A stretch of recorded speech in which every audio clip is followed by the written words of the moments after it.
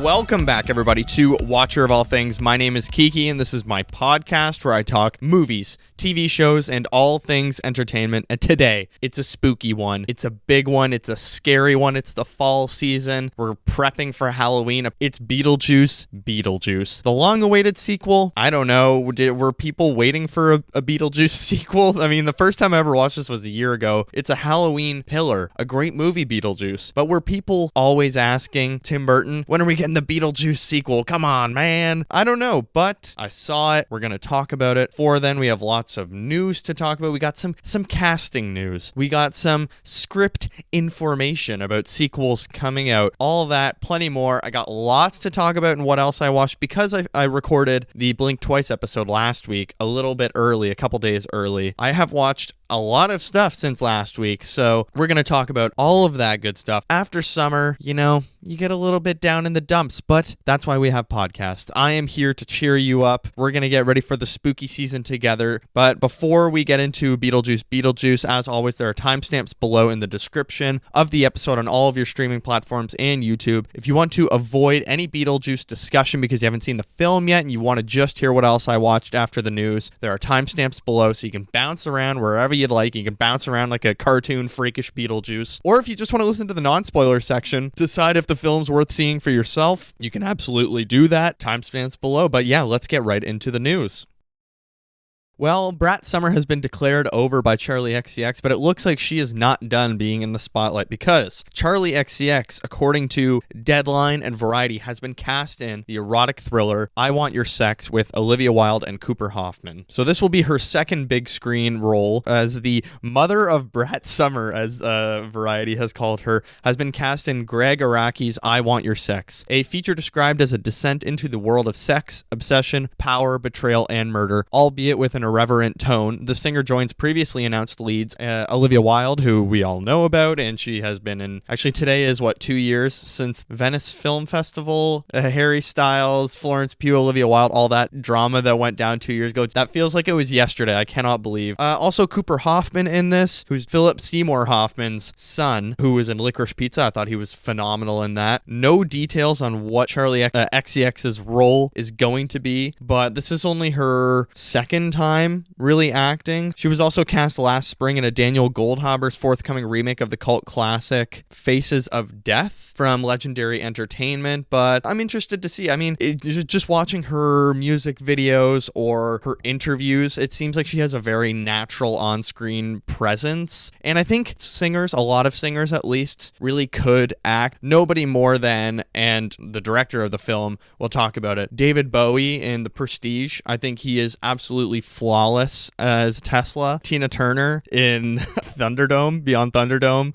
I think she's great in that, and I think she's actually extremely underused in that film. Like, she feels like she could have been an even better villain or a big threat in the film. Yeah, that sounds interesting to say in the least, I guess. I think what's most interesting about that is maybe the Olivia Wilde part of things being in that film. Like, you've just come off of a huge, not scandal, but all this drama with like Harry Styles, and you were the director of a film he was in, and apparently the two of them were very inappropriate on the film and were running off together and stuff like that. And now your next film is you're going to be playing an older woman in like a power couple that is perhaps abusing the person below, or like corruption and sex. Just what a swing to be like, yeah, you know what, next film I think I'm actually going to play what people are kind of viewing me as in the public eye. I don't know. I think the Cooper Hoffman aspect of that is much more interesting to me, and Charli XCX being in that, I think it'll be weird seeing her on screen. Sometimes singers do show up in films and it just doesn't really work, or it seems a little bit fake and more commercial. There's something that's not effortless about them. It feels like they're really trying to be an actor. But let's move on to some other news. There was some big news out of the world of DC this week that apparently Josh Brolin is being circled like a vulture for the role of Hal Jordan in the Lanterns show. So it looks like Hal Jordan is going to be an older Green Lantern in the TV show, and he is one of the many people that is up for the role. Some other options include Ewan McGregor, Matthew McConaughey, and Chris Pine, but it looks like Josh Brolin is actually first choice. I have kind of mixed feelings about this. I love Josh Brolin, and he's been in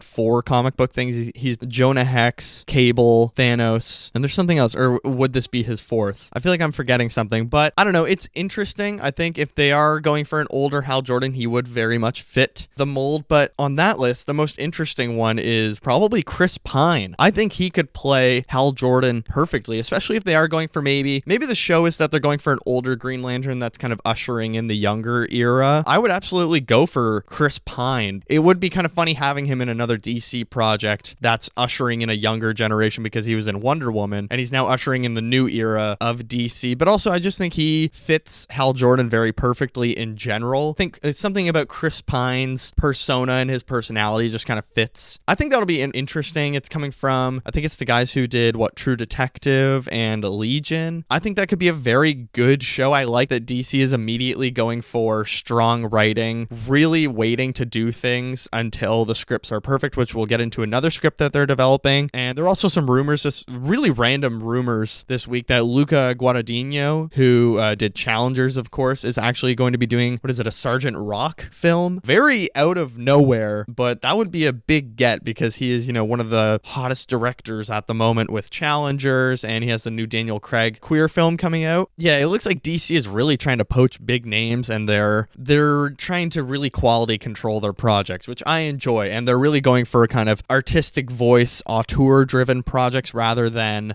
we will get directors, but it's going to be our project, and we're going to have creative control over it. I like that they're going for more, we'll get people and hear what they want to do with these characters and let them kind of funnel their own artistic inspiration and voices onto it. I really love that. Here was something I was kind of surprised by this week. Twilight animated series Midnight Sun is apparently landing at Netflix. So it's kind of just like a retelling of Twilight, I guess. It's the Twilight series, but from the perspective of Edward. And it is interesting that they're going to do an animated show because I think you could really kind of dive into the wackiness of the vampires. And definitely before this comes out, we will be doing an episode, a watch or washback of the Twilight series, because good Lord, I think I've only ever seen fully the first and second one. I've never watched them all. It's called Midnight Sun. It's going to be an animated series coming to Netflix. I think it's coming out next year, or they've just gotten the rights to it and now it's being developed for the next 2 years. More Twilight stuff. Woohoo. And I guess it is a follow-up book that the author wrote that focuses on the perspective of Edward rather than Bella. I mean, it kind of sounds interesting. I think the fact that you're changing the perspective or the point of view completely to Edward is certainly something. I'm not sure how far back it goes, but I would watch it. I guess I would watch it. Speaking of Robert Pattinson, Matt Reeves has finally talked about the Batman Part 2 this week. He gave an interview and he teased the Batman Part 2 and possible supervillains. He said, quote, "The plan is to shoot next year and we're finishing up the script now. Colin Farrell will be a part of the movie. We've shared the script as we've been going along with DC and the studio, and they're they're super excited, sorry." He says that the Penguin, which stars Farrell as the Gotham City villain, is the entry point to the sequel, and it's absolutely connected to where we leave things in the series. There are details that actually connect right into the way the next movie begins and the way that Oz enters the world as we hand the baton back to Batman, and Batman is on another case. He wants these stories to be a meditation on the way Gotham is the way it is. It's such a brutal place, and we're digging for the answers as to why these people's lives are this way. The Batman Part 2 is going to dig into the epic story about deeper corruption, and it goes into places that he couldn't anticipate in the first one. The seeds of where this goes are all in the first movie, and it expands in a way that will show you aspects of the character you never got to see. Now, he also commented on, because everybody thinks maybe he's going to go a little more fantastical with the sequel, maybe go like with a Clayface or a Man-Bat, but he said Batman is constantly battling these forces, but those forces can't be entirely exercised, so the next movie delves deeper into that. And he was kind of commenting on supervillains like the Gentleman Ghost, and he says, "What was important to me was to find a way to take these pop icons, these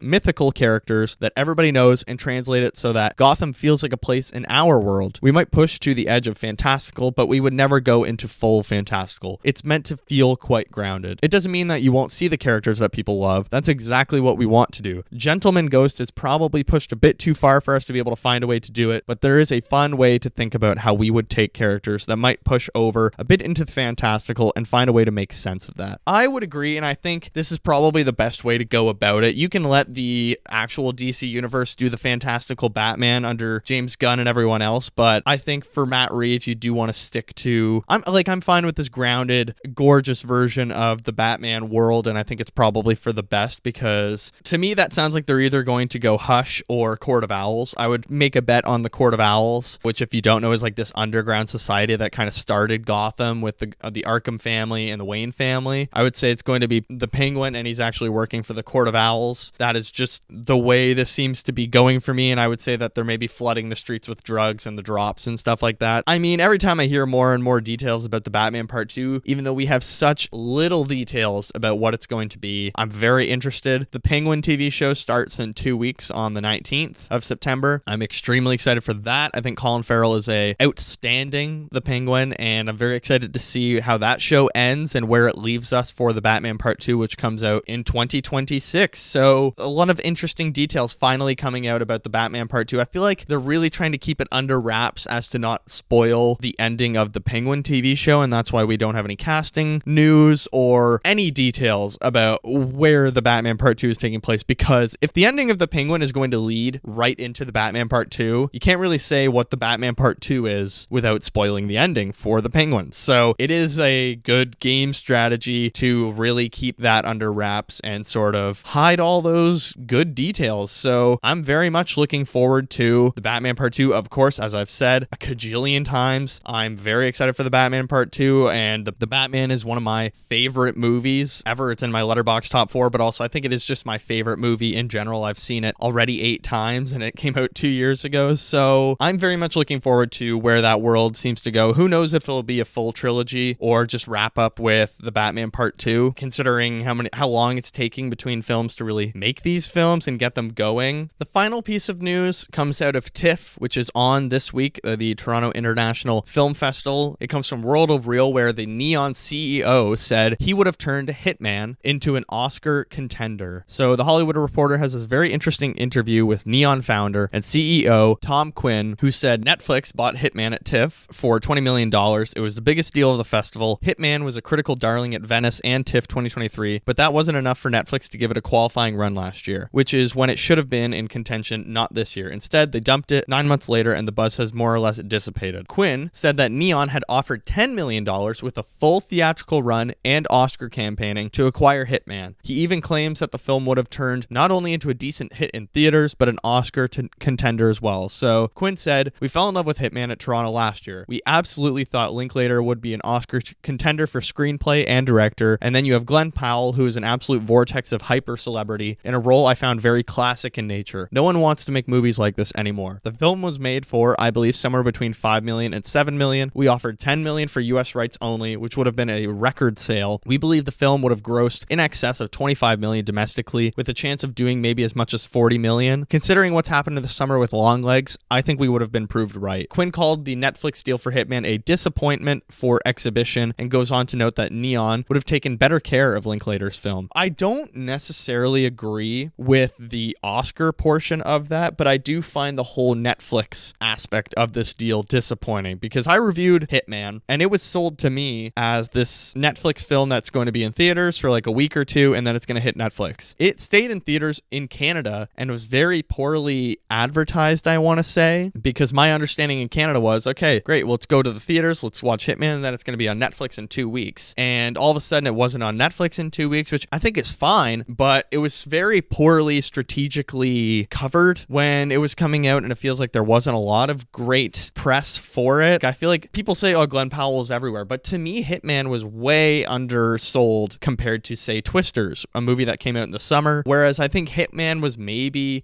a better film. I don't know, it felt much more unique and kind of fun in its nature, and did feel like a very old school film, like the Neon Quinn CEO was saying. I don't know, I do kind of feel bad for Glenn Powell and everybody involved with the Hitman film, because I think it could have been a lot bigger than it was, and the reason it didn't do as well as it could have on a $7 million budget, I think, was mostly down to Netflix kind of using the dumping model, and it's only just hit Canadian Netflix, I think, this month. It's had a very weird run of, where can I see this? Where can I watch it? Is this still in theaters? It doesn't feel like it's being advertised at all. I feel like it was in theaters in Canada, at least, forever, and in the US it hit Netflix like the next week, but it didn't really feel like there was a lot of, I mean, they had like fun posters and stuff like that, but you can get that with any film now. It doesn't really feel like Netflix was putting their neck on the line for Hitman and Glenn Powell, Adria Arjona, who was great in the film as well, and Linklater, who he's a great filmmaker. So very strange. And I think it just goes down to also the marketing of Netflix projects that are very hit or miss. They either go all out, push it like crazy, or they just like don't advertise it anywhere. They'll maybe send one person on Hot Ones to kind of fend for themselves,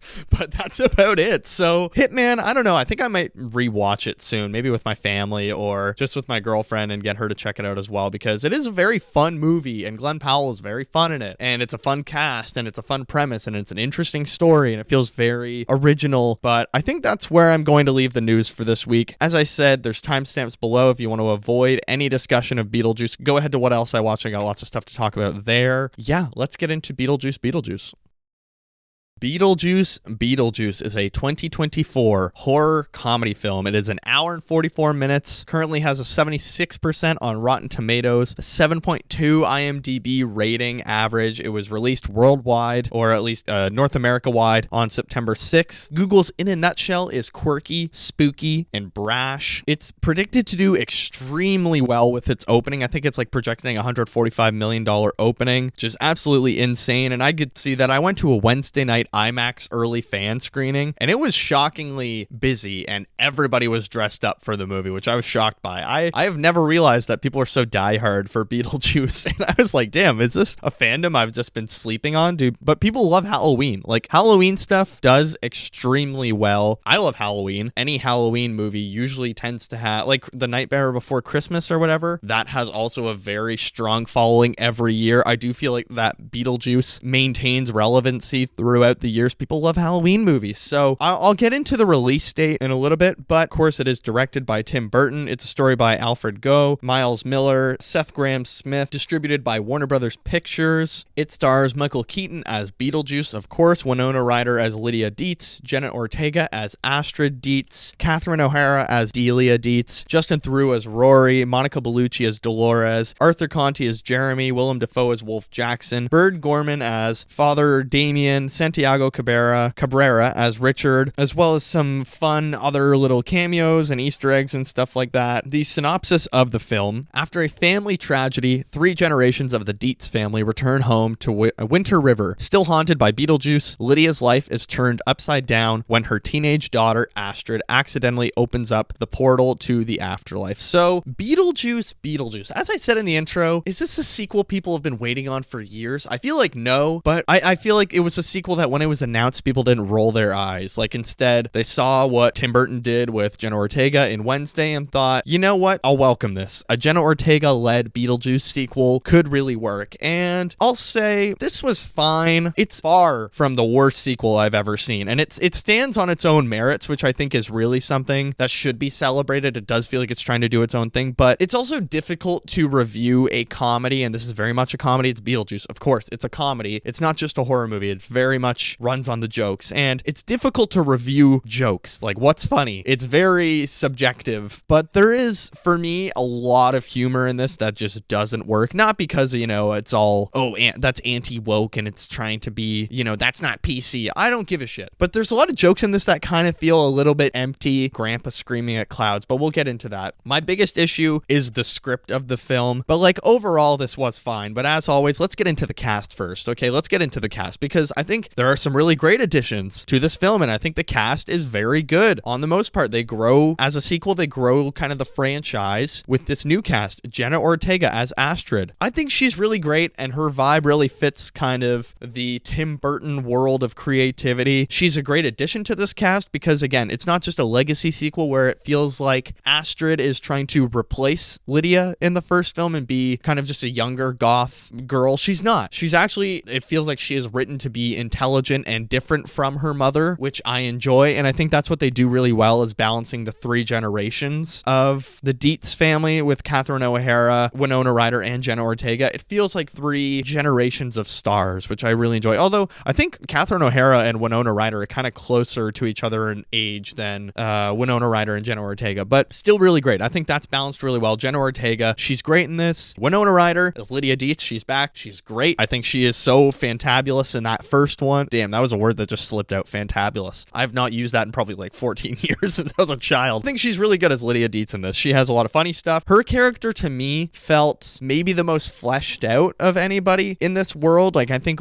we really get to see her grow. It was one of the things I enjoyed perhaps the most. She gives us some of the most interesting stuff in the movie really does come from Winona Ryder and her character. I think Catherine O'Hara as Delia and Winona Ryder as Lydia, a lot of their interactions really bring a lot of the interesting sparks and kind of reminders of what's so great about this franchise. Same with, Astrid and Lydia as well. What I really like about this movie is the mother-daughter or the stepmother-daughter relationships. There's so much great stuff between Jenna Ortega and Winona Ryder, and then Winona Ryder and Catherine O'Hara. I think that's some of the most fun stuff, but also just emotional stuff of the film that really kind of grounds it for me and makes me feel like, okay, there is kind of an emotional beat to this film, and it's not all just goofy stuff. It actually feels like there is some heart and meaning behind this story. There's a lot of great themes of grief. That's what really kind of keeps the clock ticking in this film is there's a lot of great discussions of grief, why things happen the way they are with death and how we leave things with death. That was all really good to me. I think the cast is really strong for the most part. Of course, let's talk about Michael Keaton as Beetlejuice. He is just as good as the first one. He's still hilarious. It doesn't feel like it's a little sad seeing him be Beetlejuice now that he's aged 30 years or whatever. I think he is just as funny as Beetlejuice in this film. They give him so much great stuff to do. There's a great running gag with the Spanish language that he being like a voiceover dub in Spanish, especially when they explain the backstory of him and another character. I really love that part. I thought that was really funny to me and just worked really well. So there's still a lot of great Beetlejuice stuff in this. It doesn't feel like this isn't a character that is funny anymore. It's kind of just like sad seeing them roll out an old Michael Keaton. He's still very quick, and there's a couple lines where I didn't understand a word he was saying because he's just like, the voice is just naturally very mumbly and low, and it was hard to hear. I saw this in IMAX, which, I don't know, the aspect ratio was cool. It was fun seeing it on a big screen, but even with the sound projection, I was like, what the hell did he say? I did not hear that line at all. He's still really great. Michael Keaton, he's such a funny guy. It's Michael Keaton. People remember him as Batman, but also people really remember how hilarious he is. He was Mr. Mom. He's Beetlejuice, of course. The Other Guys is probably my favorite role of his, to be honest. I like his Batman movies, but I don't think they're really great Batman movies. I think what I remember him for is as the Chief in The Other Guys. He is so goddamn funny in that movie. We also have another new addition in Justin Theroux. For me, he is maybe the character or one of the two characters that doesn't work. He's just kind of meh. He kind of just plays this caricature of what boomers think, I don't know, new men are, that they're hyper feminine and they're all into microbreweries and hipsters, and it kind of feels like this would have been even much funnier 10 years ago, but now it kind of just feels played to death, like all of these jokes of, oh, he's a hipster that's into his art. It's like, I think this would have been good a decade ago, but we've seen this joke in every form of media and every TV show, every movie, every comedy. Again, some of the jokes I hate. It's so hard to comment on a comedy and be like, oh, it's not funny, because it's probably funny to someone, but to me it just feels like you're beating it to death. We've done this. We've been here before. Honestly, I would have traded all of his scenes as Rory, Justin Theroux. I would have traded his character entirely to get way more screen time of Willem Dafoe and Monica Bellucci. Monica Bellucci, she's totally wasted in this, and she feels like one of the most interesting aspects of the story of oh, what's her deal? She's built up as this massive villain. She's in every trailer as oh my god, she's back, blah, blah, blah. I'm not going to spoil anything that happens with her, but she is in maybe 4 minutes of this movie. She's barely in it. And in 3 of the 4 minutes, she's doing the exact same thing every single scene. She just sucks souls, and it's boring. It's actually boring. She's so underdeveloped, and it was really disappointing. I saw this with my girlfriend, and we both felt immediately after, we were both oh, that Monica Bellucci character was really interesting, but she's hardly in it. Going into the film, if you watch the trailer or you see the posters, okay, that is the villain. She is the big baddie. They're going to explain her. There's maybe one scene where they explain her backstory. Other than that, it feels like she's totally irrelevant to the story and doesn't really feel like the villain at all. So it was a shame because I thought she has a really interesting character. I love her design. It's fun. It's kind of a great Halloween design, and it's spooky, and that's what you want from this movie, but it feels very underwhelming. Just finally, Willem Dafoe. He was someone I was very excited that was in this. He does not disappoint. He is so great in it. So he plays this actor that's the police chief of the underworld or whatever, and he's so funny. He's dynamite in every scene he's in. But again, he's barely in it. Instead, we have a cajillion scenes of Rory doing these like boomer humor. Oh, I'm sorry, I was in town getting my organic macchiato. And it's very like, oh, you could buy a house if you didn't have avocado toast every day type humor. Whereas Willem Dafoe, every scene he's in, I was laughing really hard and I seriously enjoyed. So he was an actor that did all of his own stunts, but he died doing a stunt. So the joke is that he's still taking himself seriously as an actor, trying to play a police chief in the underworld. And he's this like self-obsessed actor. And that was way funnier to me than anything else in the movie, including maybe Beetlejuice, to be honest. I thought Willem Dafoe was the highlighting feature of this film for me, which was disappointing because he's barely in it. Same with Monica Bellucci. They're barely in it. The cast was overall very good, and I think they did bring in some really great new additions, but it feels a little bit murky and underwritten in a lot of parts. The humor was the favorite part of the first one for me and all the goofy designs, whereas for me, what I really got out of the sequel was really just the designs. I think the story is, yeah, it's like differing itself. I'll get into that in a minute, but it feels like the only really saving grace of this film for me was like how much I really enjoyed the designs, the practical effects. Having said that, Monica Bellucci's first scene, I thought the CGI was quite like it's I mean, you can see in the poster she's stapled up, so it's her coming out of all these boxes and stapling herself up, and it's kind of a weird CGI. Like it felt very old school, like, oh, this is so noticeable, and weird fuzz around all the parts where she's stapling herself up. Whereas I enjoyed all of the practical effects, all of the makeup they did, all of the fun backgrounds. There's some stop motion and like stuff like that. I thought that was all really enjoyable and fun. And while the humor was my favorite part of the first one, I really was only drawn in by the effects and the design and the look of this film. I think it's like a mostly good looking film. There's a weird amount of Tesla in this. Like it feels very Barbie car commercial at times, where we got that Chevrolet commercial in Barbie. It's hard to not like notice the full shots of the Tesla. There's still a lot of great design in this film. What they didn't do in this film is just go for a legacy sequel, The Force Awakens, or I don't know, some other kind of movies this year where we're just kind of going to repeat the first film, like an Alien Romulus, really, where we're just going to do a greatest hits of this franchise or repeat the first film but with younger characters. They really didn't do that in this one. They're going for an entirely new story, which I really do commend Tim Burton and the writers for doing that, because it is easy to just do a legacy sequel nowadays, but I think audiences have maybe grown a little bit tired of that, of just seeing the first film but with new characters that can replace aging actors. I like that this sequel really is a whole new story. Everything that happens in it is completely new. There's new ideas, new problems, even if they are extremely underdeveloped for me, not explained at all. There's underwritten villains that really make no sense to me. I still enjoyed that they at least tried something new. Having said that, the script is so unbalanced in this movie. It's a Halloween Beetlejuice movie. It's not going to be Phantom of the Opera or Phantom Thread or, oh, two Phantom movies. That was random. Or, it's not meant to be a Best Picture winner, but it just feels like there's a lot of stuff in this movie we don't really care about. The whole first 30 minutes of the movie that take place before we get to Winter River, I found myself not really giving a shit. I was just not really in the groove yet. I don't really care what's happening on screen. I understand that we have to introduce our characters, but I think you could have cut out those first 30 minutes outside of Winter River, introduced us to our characters, just have the story take place just in the house once Grandpa's funeral starts. I think that's way more interesting, and that's where the movie becomes way more interesting to me, and I started to really enjoy myself as once we were back in Winter River. I didn't care about the start where we're in New York City or we're at Astrid's school. I think we could have just stuck to Winter River. As I said, it's really hard to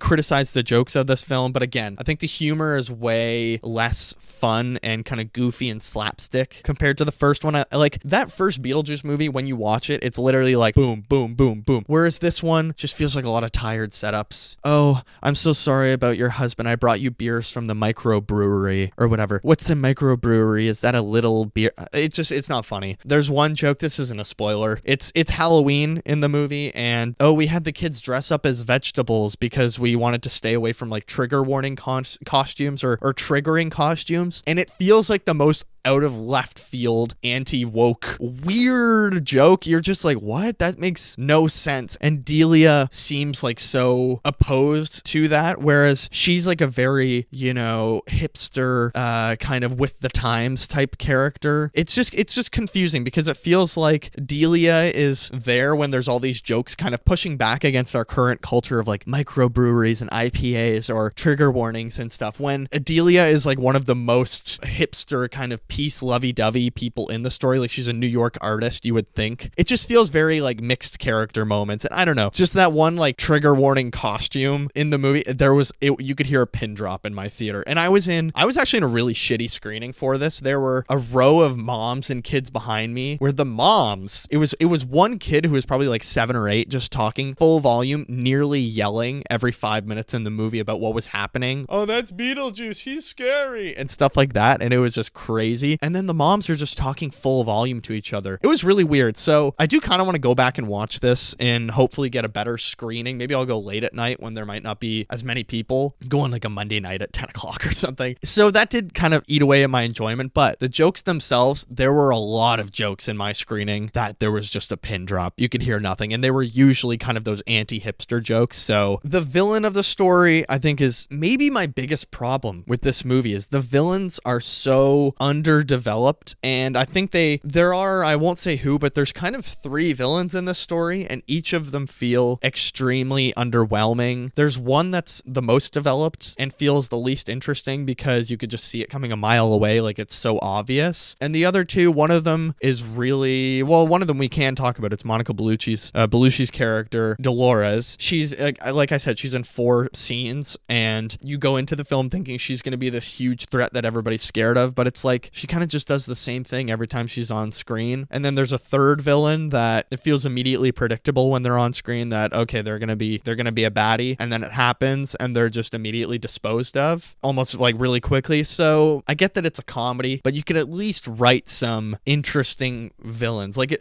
comedies don't need to be simple, and they can actually be well written and clever. And it's a Halloween movie, it can be clever. I think the first movie is very fun, and it actually is written very in like a very clever manner, and I like kind of the baddies of the story. I didn't really care about the villains of this movie. I didn't care whether they won or lost. I wasn't like, oh, they're terrible, I need them to lose. I was like, yeah, they're probably gonna lose in like 5 minutes, and then the next scene they're defeated. And it's kind of, it all just feels very tired and poor writing and underdeveloped. And okay, let's just keep the runtime down, throw some jokes in there, and then the jokes don't land. So it's all just kind of, yeah, I don't know. It's just, I think it speaks to a larger issue in this sequel that it all just feels a little bit unfocused at times. There are, and I'll get into it specifically in spoilers, there's a lot in this story that just feels not really explained or elaborated on, or feels kind of, I don't know, they just kind of thrown in at the last minute, like, oh yeah, we should do something like this, and then they just never really address it or think about it too in-depthly. I don't know. Yeah, there's a lot of underdeveloped issues with both our heroes and our villains that I'll save for spoilers. Just quickly, I just want to talk about the release date, because this came out, technically this comes out today, Friday, September 6th, but movies actually come out on the Thursday nights in Canada, and I went to the Wednesday night IMAX screening, which was fun. I was originally really confused, like, wait, it's September 6th and we're getting Beetlejuice, but when you think about it, it kind of makes sense, and it's actually good that they did it. So getting a movie nearly like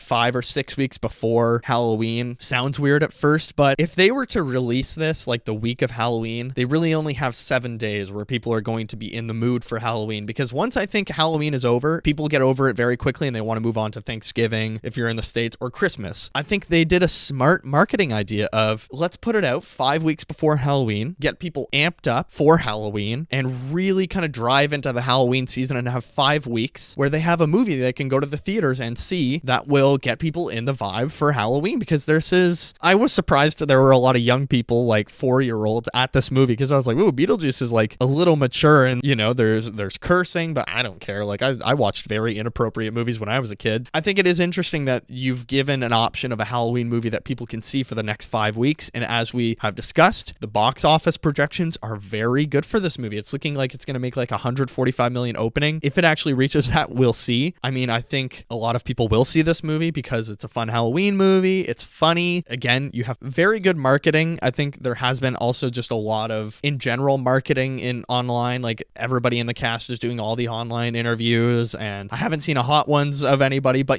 they're doing Letterboxd for favorites. They're going to all the film festivals and stuff like that. So great marketing. I think that's a great choice to give us it early in September. Get people into the fall mood, get people into the Halloween mood, because if you release it too close to Halloween, you're only going to really get a short run up to make that money, whereas now you can kind of just keep it in theaters for the next 5 weeks. You might hit a little bit of a slowdown, like October 1st, after it's been 4 weeks, it's naturally going to slow down. But then I think the closer you get to Halloween, the more people are going to be like, oh, let's go see some Halloween movies, or let's watch some Halloween movies. I don't know. I guess I commend the marketing. Look, overall, I'm going to get into spoilers in a second. Let's give some overall thoughts. I have to say, there was stuff I enjoyed about this. I know there's a lot that feels underdeveloped or kind of lazy about this, but I still had fun. I think if I was in a screening where people could be quiet for more than 10 seconds and didn't feel the need to talk like they were in their living room, I actually would have enjoyed it a lot more. Like, there is very funny parts about this, as I said. There's new characters that I like a lot, but overall, it does feel a little bit rushed and underwhelming in a lot of parts. Like, I get that it's Beetlejuice, but you still want to enjoy the characters and feel like you're not being undersold and underwhelmed. It's a lot of good still Beetlejuice moments. If you enjoy the first one, if you love the first one like I did, I think you will still have fun in the second one. It's still really great effects. Like, there's still a really good stop motion part. There's a really good cartoon part, actually, where they show a plane crash. And I felt like it was all enough that I still enjoyed it, even if it wasn't favorite movie ever. Whatever. I would give it 3.5 out of 5. It's okay, but I think, I still would recommend it if you want a Halloween movie in the theaters to go and enjoy. So that's been Beetlejuice non-spoilers. Let's get into spoilers for the film.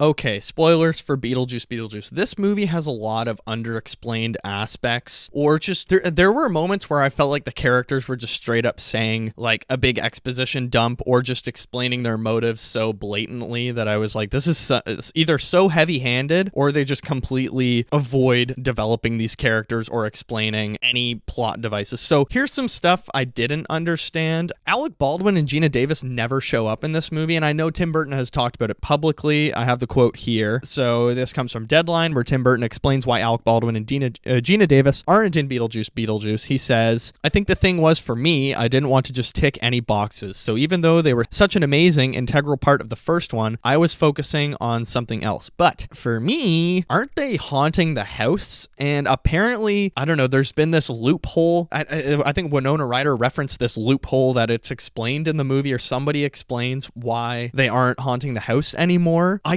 completely missed that. If you know, and I don't feel like Googling it, so if you've seen the movie and you caught that, please comment on the YouTube, or drop it in socials, send me an email, send me a message on social media, whatever. If you've seen Beetlejuice and you understand how Gina Davis and Alec Baldwin's characters from the first one aren't haunting the house anymore, please let me know. Having said that, I am fine with them not being in the movie, as much as they were very fun in the first one. If you do bring them back, I feel like it kind of chains you down to telling the same story of perhaps new people moving into the house. Oh, we need to reunite the gang this time to haunt the house once again. So I'm gonna bring in Jenna Ortega as like the new blood or whatever. So not having them in the story kind of gives you the freedom to move away from doing a exact legacy sequel where you just bring in younger people. You know what I mean? And I like that they didn't just replace the two of them with a younger haunting couple that die and take over the house. There is a lot of really great sequelness in this. Sequelness, that's going to be a word now, where they're absolutely ditching the legacy sequel. We're not just going to do a repeat of the first one. They are really trying to do an entirely new movie. We are just going to do a straight up Beetlejuice sequel, a second one where the characters have evolved, they've moved on, they have different lives now. We're not just going to bring like, oh, let's bring all the classics back and just kind of hit the greatest hits, as I said, a non-spoiler. So I really admired that. They didn't do some CGI or weird bringing back of these two characters somehow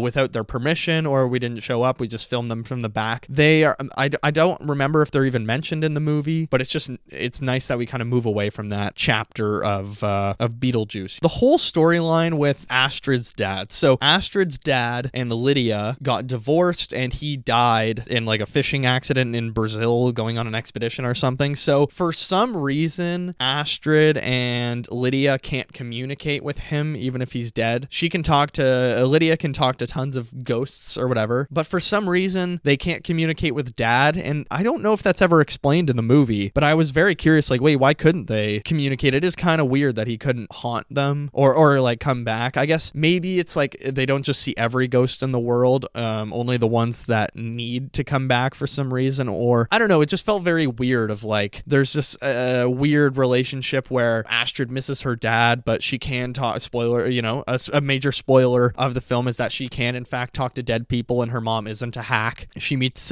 Jeremy or whatever his name is, and it turns out he is a ghost, which I called right away, but I'll get into that in a minute. He's one of the villains. Yeah, the whole storyline with her dad kind of felt very predictable, and I was like, oh, it's nice that it's adding some emotional heart to the issues between Lydia and her daughter, that they both feel like they could have done more, or their relationship kind of fell apart after he died, and that's where a lot of great discussions of like grief or emotional heart comes from grief. So I did like that. There are good aspects of this film that come from the dad storyline, but it just doesn't feel like it's wrapped up in the most neat way, and then he just kind of helps them in the afterlife, and he shows up for like 20 seconds, and it kind of feels like, okay, well, we ticked that box. So for a man that talked about when he was directing and writing the film, he didn't want to just tick boxes, it really felt like he was just kind of ticking some emotional story beats of like, okay, they missed dad, check. Okay, the dad tells him, take care of each other when you're up there, check, and he saves the day. So again, another really rushed part of the story. Some other spoiler things let's talk about. All three of the villains of Rory, Justin Theroux, Dolores, Monica Bellucci, and Jeremy, who is played by Arthur Conti, who I guess, is he in the Wednesday series? I'm not sure. But all three villains are just so poorly written and developed and used in the film. Justin Theroux, way too much of him. He just plays this bumbling circus clown the entire film, and it's just not very interesting a lot of the time. It's so obvious throughout the film that he's just like kind of a gold digger and is just with Lydia for the money. He wants her to die or whatever so he can just inherit the money or whatever, or he doesn't want to just be a producer or an agent. He wants to be a husband because there's way more money in it. I don't know. It was just so predictable. Like, you could see it coming from a mile away, and in the end, Beetlejuice just injects him with truth serum and he tells the truth, and that's his big reveal as a villain. It's like, okay, it just feels very lazy and rushed. I get that you wanted to make an hour and 44-minute movie and didn't want to add any more runtime, but I don't know. It just kind of feels like everything wraps up so easily in this film. All of the problems are just like one solution where there's like 20 seconds of conflict and then it's over. And then Monica Bellucci, as I said, again, she's advertised as this big bad and everyone says how scary she is all movie. She's in maybe 4 scenes. They're all the same. She walks in, the first scene, it's Danny DeVito playing this janitor, which I was like, oh cool, Danny DeVito's in this. She escapes from her boxes because she gets knocked over. She staples herself together, sucks the soul out of Danny DeVito, and she just literally does that with every character she comes face to face with. She just walks in, sucks the soul. She spends the entire movie just walking around the afterlife. Absolutely nothing interesting. The only kind of character detail she's given is in this really funny Spanish dubbed flashback with Beetlejuice where we show how he died originally, actually, and she sucked his soul. And that's how it's kind of cool that we see like some new information about Beetlejuice of how he actually died. So I like that. But again, she walks in, she sucks the soul out of people, she's gone, she vanishes, and that's it. And then at the end, her and Justin Theroux's Rory are just eaten by the big snake that comes from that sand claymation stop motion world. It just feels very boring and kind of like, okay, we just got to wrap the story up. Let's just get the snake to eat them both, and they're kind of just like paired together because they're both just written as sort of villains. Jeremy is supposed to be this big twist that turns out Astrid can talk to the dead. It is, I don't know, I think it is like a big swing, and it is nice that at least they are trying to add a twist to the story other than the clear husband or future husband that's just in it for the money. That's very obvious. But the Jeremy part, Astrid's biking around town, and then she has this kind of goofy scene where she is trying not to crash into people. She crashes through a fence. Then she meets Jeremy. Turns out he murdered his parents 23 years ago and he's a ghost. It is kind of a fun twist. I did like that they added that.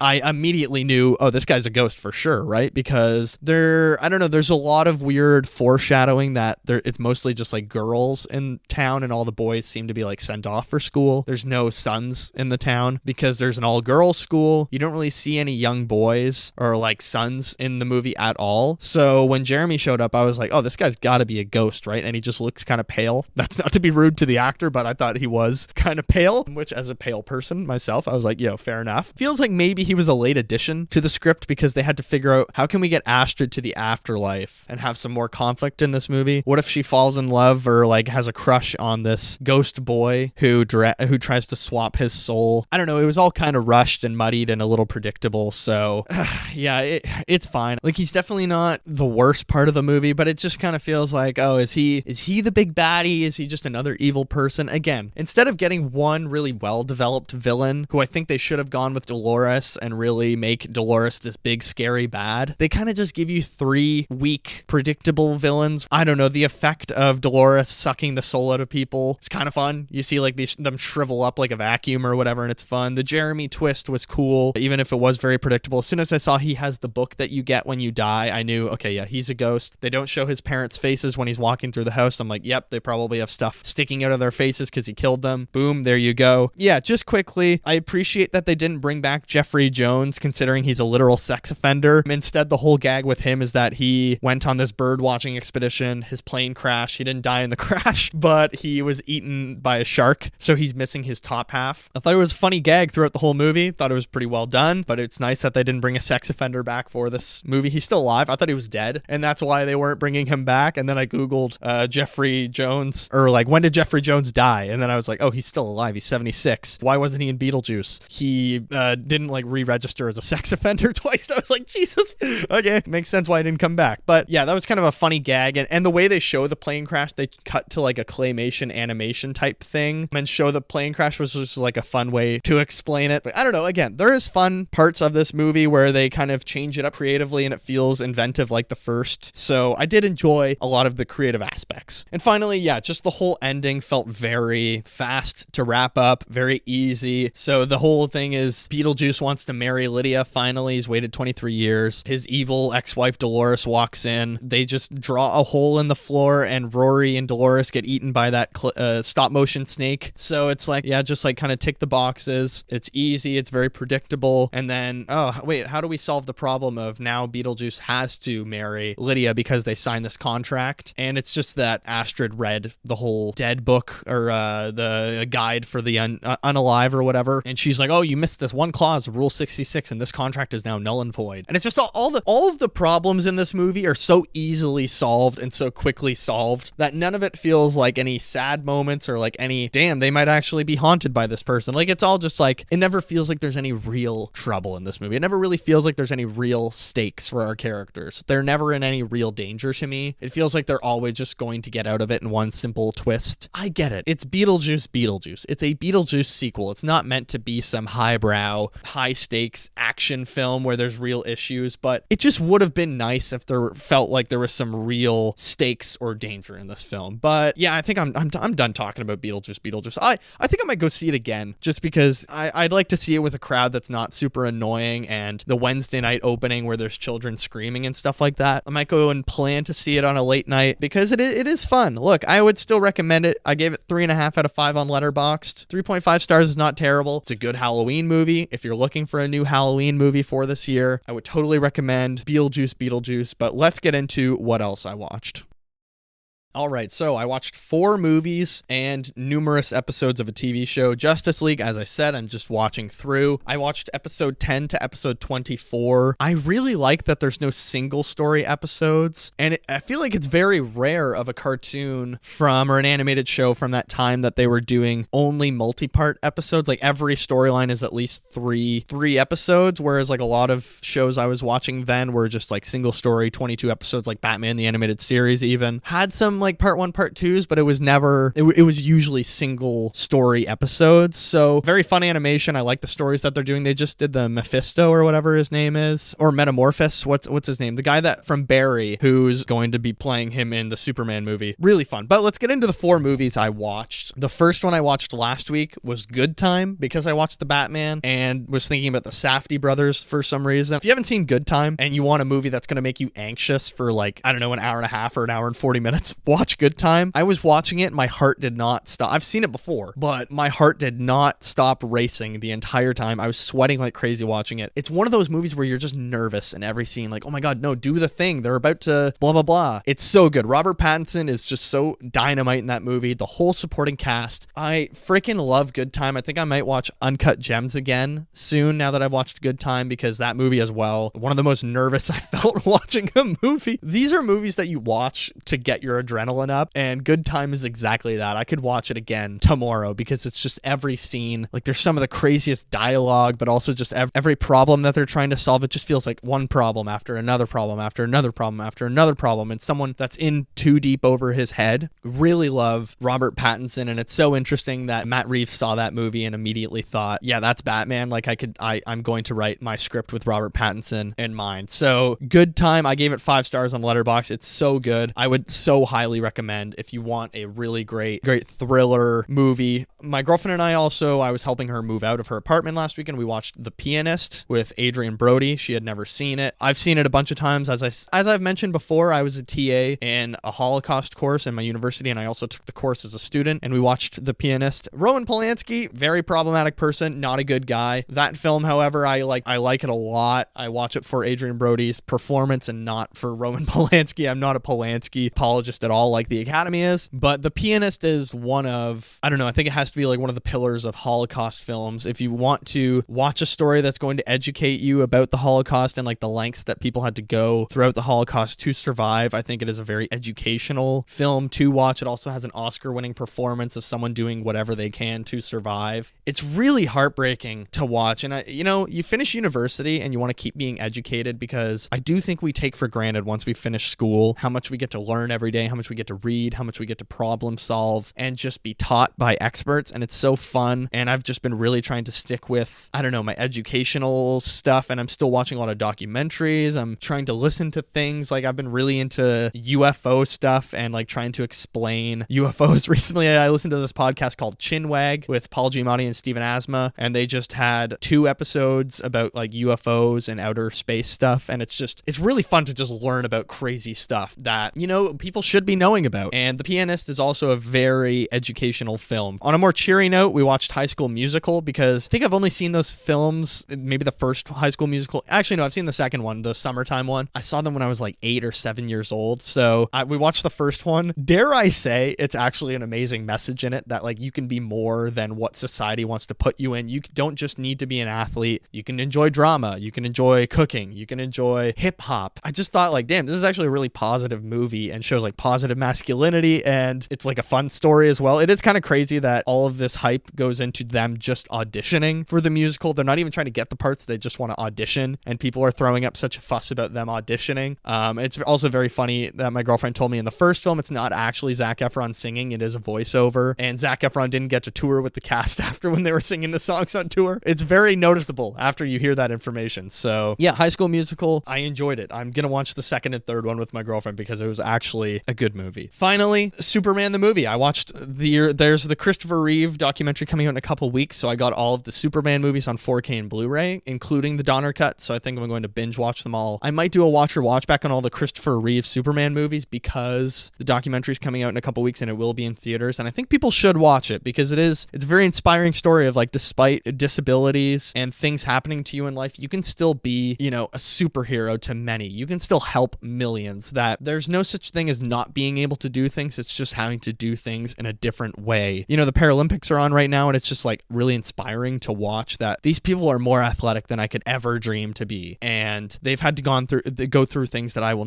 hopefully never have to go through in my life. And it's just such a great message for people that it's not that they can't do things, they just have to do things differently. And man, that's Superman the movie, that first one, 1978, Richard Donner. It's so great. I was actually getting extremely emotional watching it. It's just such a great, I don't know, I know it's old and the effects are kind of funny to watch now, but I actually think it is just a great heartfelt story of one man who's trying to be hopeful and make a difference, but also I think what it does with like Clark Kent as a person and Lois Lane. And I love the starting of the movie with Krypton and him coming to Earth. With everything in superhero movies now that feels like nobody wants to be a superhero and it's a burden to have powers, it's such a hopeful movie, and I really got teary-eyed when he first saves Lois from that helicopter and she's like, "Who are you? A friend?" Man, I posted posted the clip on my TikTok and my Instagram, or just my TikTok, and it's just, it fills you up with such joy and hopefulness that like there is still good in this world. So lots that I watched last week. There's lots that I am going to watch in the next week as well. And I think that about does it for what else I watched.